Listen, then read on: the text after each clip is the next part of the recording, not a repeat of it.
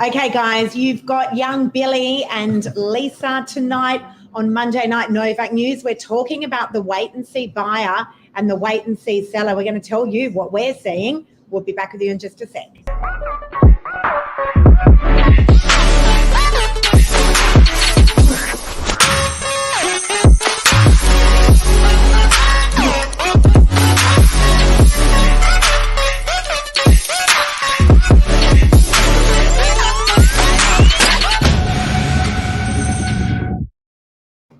Good evening. I think they're the words that we're hearing the most at the moment, Billy, through our open homes. Yeah, it's a lot. There's a lot of people on the fence saying we're going to wait and see.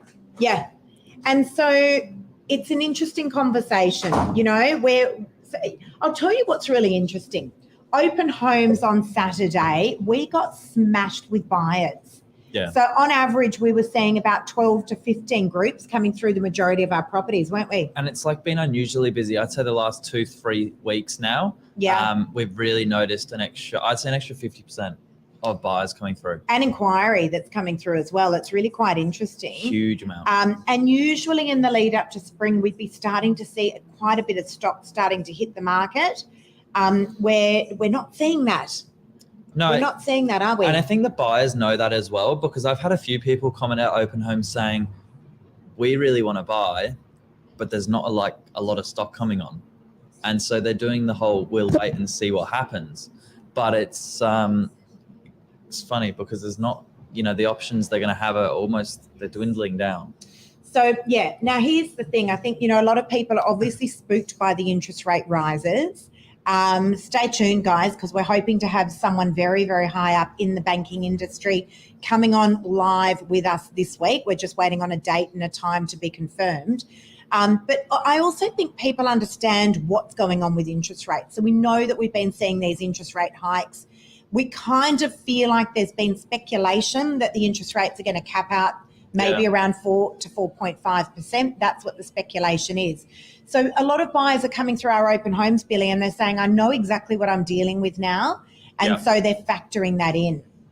But, as I said, it's interesting to note, and this is across the board, we're dealing with a lot of people in real estate. Across the board, people were saying open homes were busy on Saturday, but we're not seeing those stock levels coming on. So to the wait and see buyer, I say to you guys, be real careful, because we may very well see a mini spike in certain areas due to the fact that we've still got huge buyer demand out there, all right? But we're not seeing a lot of stock coming on the market. What do you reckon, Billy?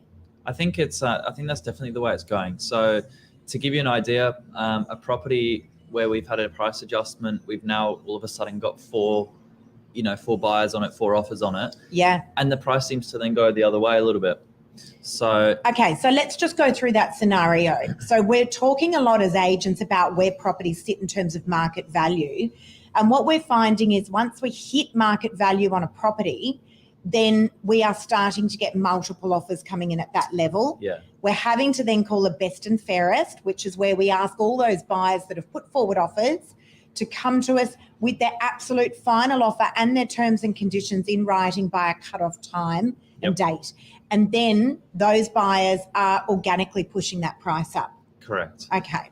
So this is not, yes, it's a buyer's market at the moment, guys, but I say to you, don't outsmart yourself, because we're not seeing those huge stock levels coming on, and we're still seeing multiple buyers in the market. And with certain properties, they're actually flying out the door. How was that one better that we had Pittwater Road DY? First open home, really strong offer comes in, motivated vendors, and the deal was done. That's it.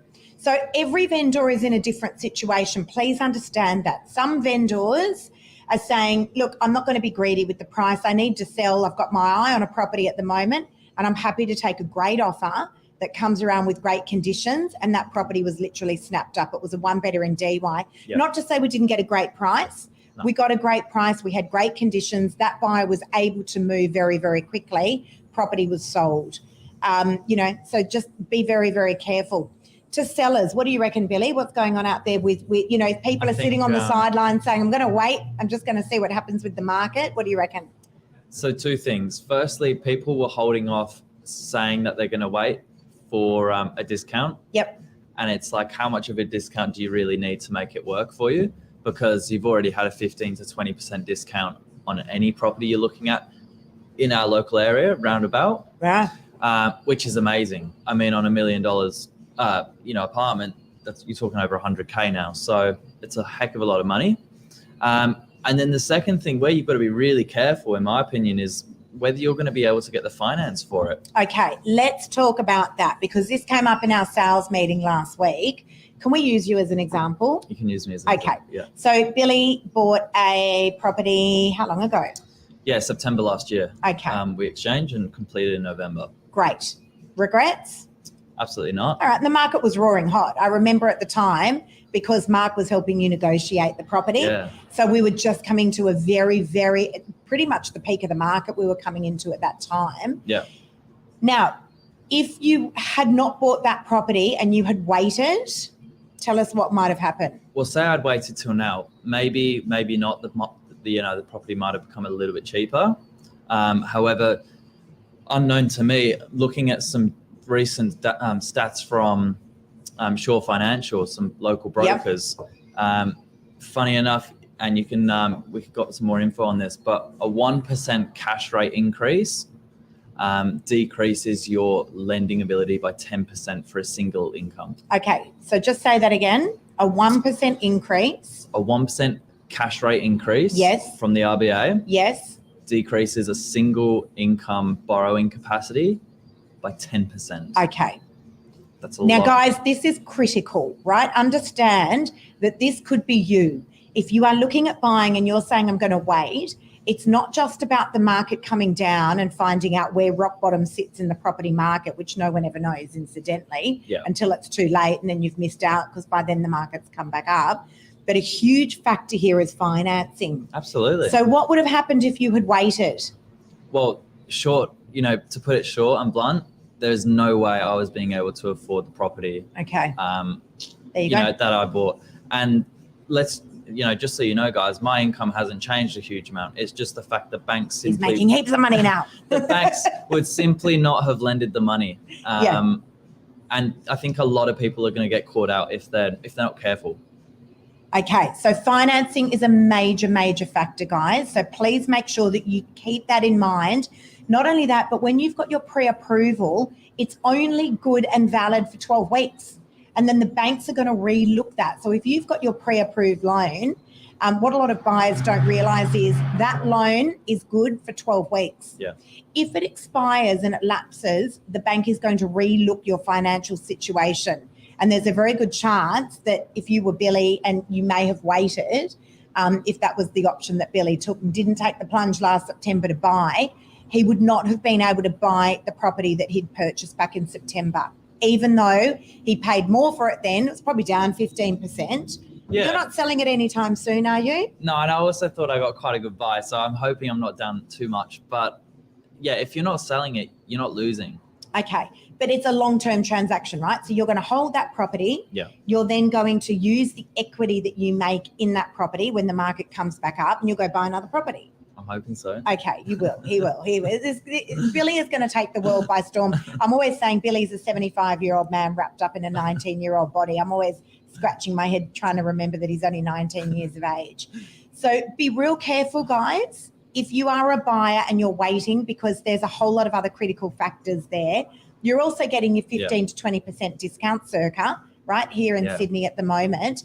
And we are certainly not seeing signs that the market is coming down anymore.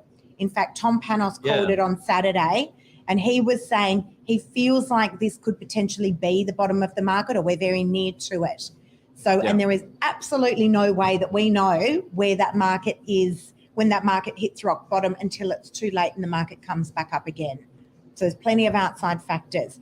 Now, if you're a seller, what do you reckon? What would you be doing, Billy? You've got a property to sell and you're saying, I'm just going to wait. Where could you fall into trouble there?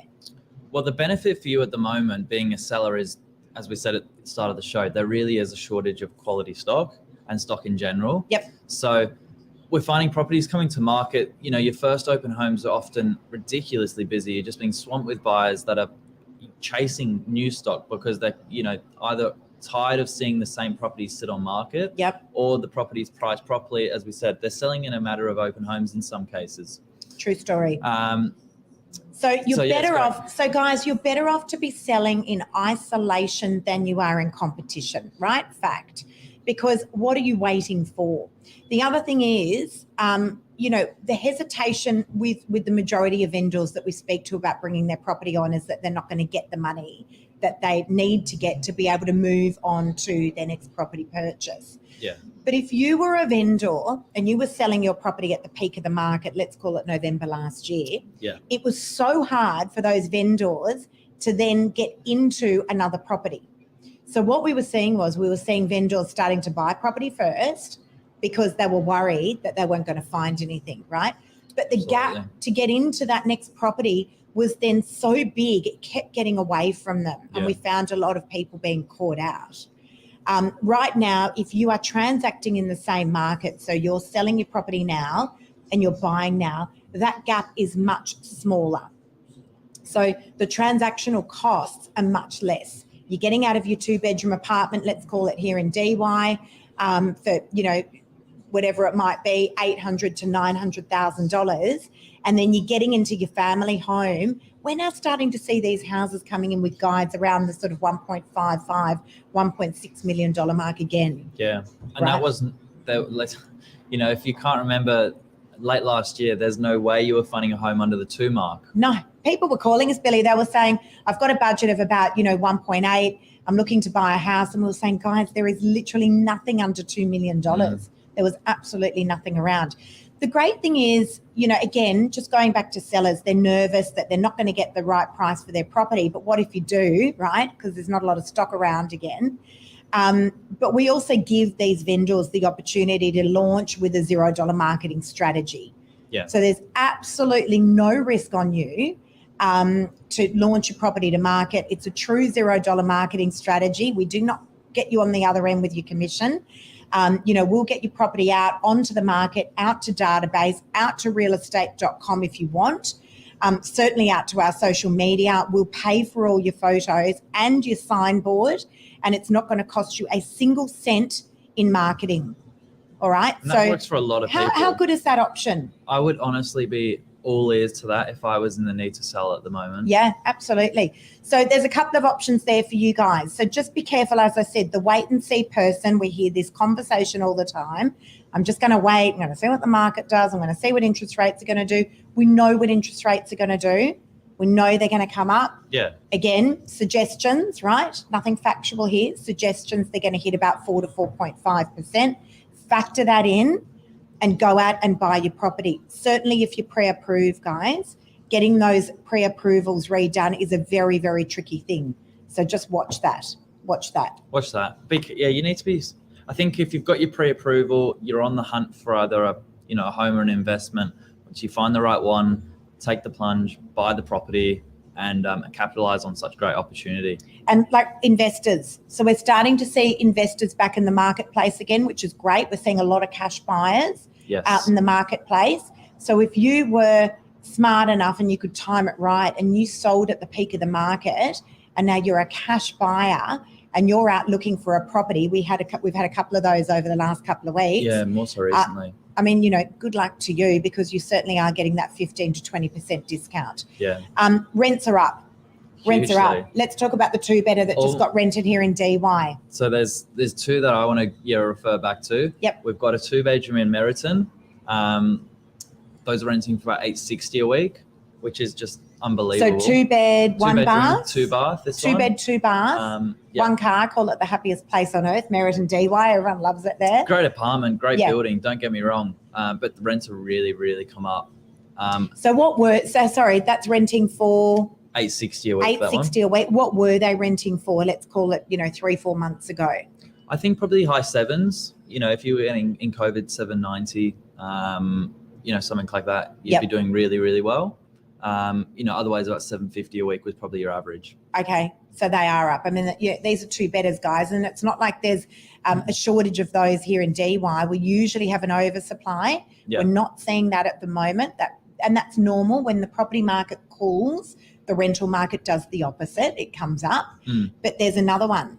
There's another two better. Which is almost more unbelievable than the first. So Okay. this one is in the Carlisle, also in DY. Yep.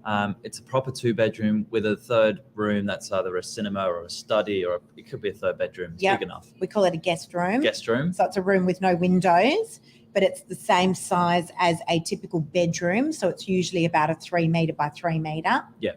And that leases for $11.50 a week. That is just insane. What were we getting for those? Because we actually do manage quite a few in that complex. We manage an identical one, and I think they're paying about $1,000 a week.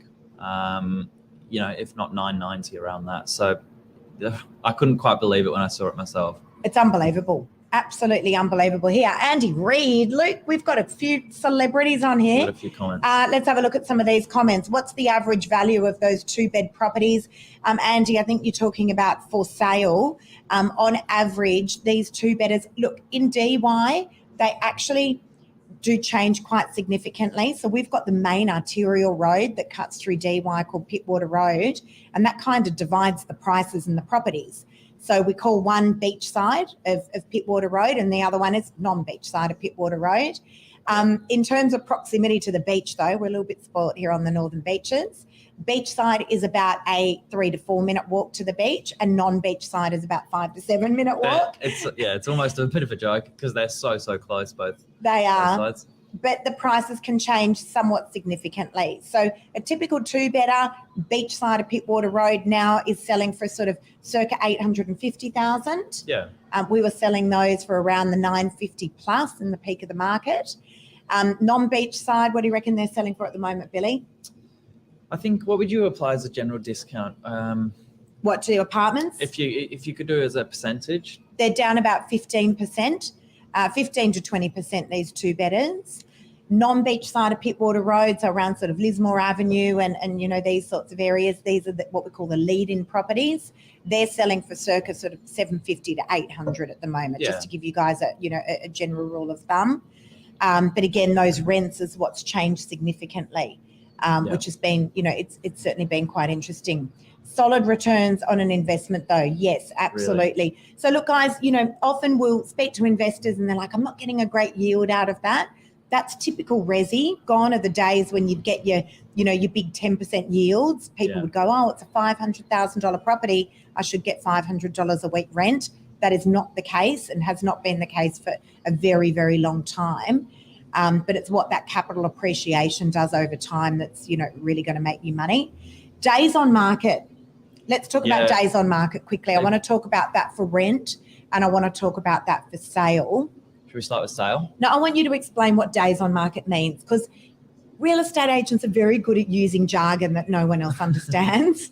So let's talk about what that means. Well, in simple, it's the amount time you've been on market, whether that be off market, on realestate.com, however you're advertising the property. If it's for sale, that's when you're counting your days on market. So what are they doing? What would be normal in a normal? Look, so in the peak of the market, days on market was anything from, hours to property was generally selling within a 7-day period. When it was really hot? Absolutely. Yeah, it was. And, that was purely because we had such a low supply of stock on the market. Yep.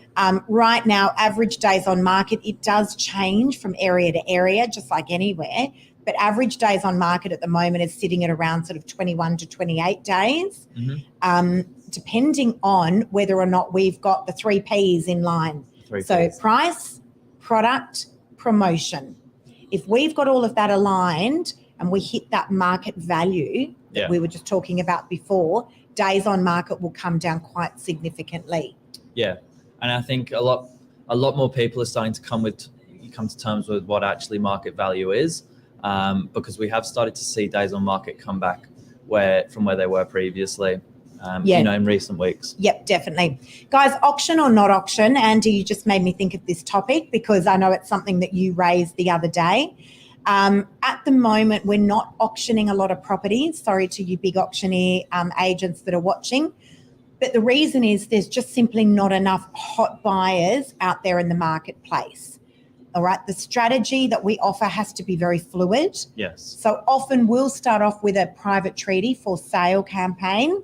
And then very quickly, we've had to flip it sometimes to auction. Yeah. If we've found that market value and we've got multiple buyers, we'll do a quick little pop-up auction, or we'll run a best and fairest strategy, which we've been doing quite a few of those lately. Do you want to explain what that is, Billy? The best and fairest. Yeah. Yeah, well, I think you mentioned briefly, it's towards the end, once you've found market value, more often than not, we've actually got a few, parties that are interested, and sometimes around the same level. Yep. So it's a matter of getting, you kind of walk away offer with your terms, you present that to the owner, and then ultimately make a decision from there. So it's a good strategy, guys. It's a good, fair strategy for all the parties that are putting forward their offers. Yeah. And it's a great way of also being able to get the absolute most amount of money, much like an auction, but to get the most amount of money for your vendor. Yeah. Unlike an auction where you've got to have all your ducks lined up, you've got to have your unconditional finance, because when the hammer falls, that property is sold. Best and fairest allows a little bit of flexibility with terms for the offer maker. So if they don't have their formal approval, they can offer up a cooling off period. And again, that just gives a little bit of flexibility to everybody. Yes. So it is a great strategy, and it is one that we use very often. Now, just to wrap up, days on market for rentals, what are we seeing? Just, overall, Billy, what are we seeing here on the Northern Beaches at the moment? I think Ileana and our rentals team, it's a testament to them really, but properties seem to be leasing quickly. I think when it comes to, any kind of property, if it's priced properly, it's always going to go quickly, especially around here. But that seems to be what's happening. And there's no doubt rents are, there's some big results happening that are starting to show through. Yeah. And look, unlike the property market here in New South Wales, we're not allowed to use the word offers over anymore. We're allowed to use the word guide. Yeah. On the rental side of things, we can. Yeah. So, if we're seeing good, strong activity on a rental property, we'll put offers over $650 a week, and we will certainly extract the most amount of money for that landlord, which is great. It's a great strategy. Yeah. That is it, Billy. That's the show. That's it for us. Anything so final message to the wait and see people? Be careful. Be real careful, guys. We're certainly starting to see a lot of activity. Auction clearance rates were up last weekend. That's always a good gauge as to what's going on out in the market. But you just want to keep a good watch on how much stock is coming on and how many buyers are out there in the market, because we're seeing at the moment there are certainly more buyers out there than we're seeing stock coming on. Yeah. Even though we've got some cracker listings coming up. Some really cool stuff. I'm very excited for really cool. I'm very excited for some of the stuff that we've got coming on actually. So watch this space. I think that's a wrap. Oh, you got more to say? For me, we were talking off air. It would honestly kill me as an agent, helping someone to know that someone had maybe missed out on a property over 50 grand, say, if that's what the agent's saying, that's going to close the deal for you today. Yep. 2 months, 3 months, you get down the line, 12 weeks even, once your pre-approval's up, you haven't found anything, and now you've, missed out on, a price range altogether. So make sure you got your ducks lined up, buyers. Make sure you got a great conveyancer or solicitor on hand on the weekend, FYI. Many of them just work Monday to Friday, what I call Hollywood hours. I love our solicitors and conveyancers, but most of them work 9 to 5. You've gone out and seen a great property on a Saturday. You need to make sure that you got those guys on your side. Make sure that you've got a great mortgage broker or a good relationship with your bank. Get your pre-approval in place. And make sure that you're working with a great agent who can always guide you on the best strategy and the best way to help you secure that property. That's it, Billy. That's it. Signing off. Billy, look at us. Billy's my assistant, for those of you guys that don't know, and he's an absolute weapon. Watch this guy, because he is 100% going places. So that was fun. That was good job. The first ones we've done in a while. I feel like it was. I feel like way too long. Way too long. We'll be back, I promise you. Guys, have an awesome night. Have a great week. Thanks for tuning in. See ya.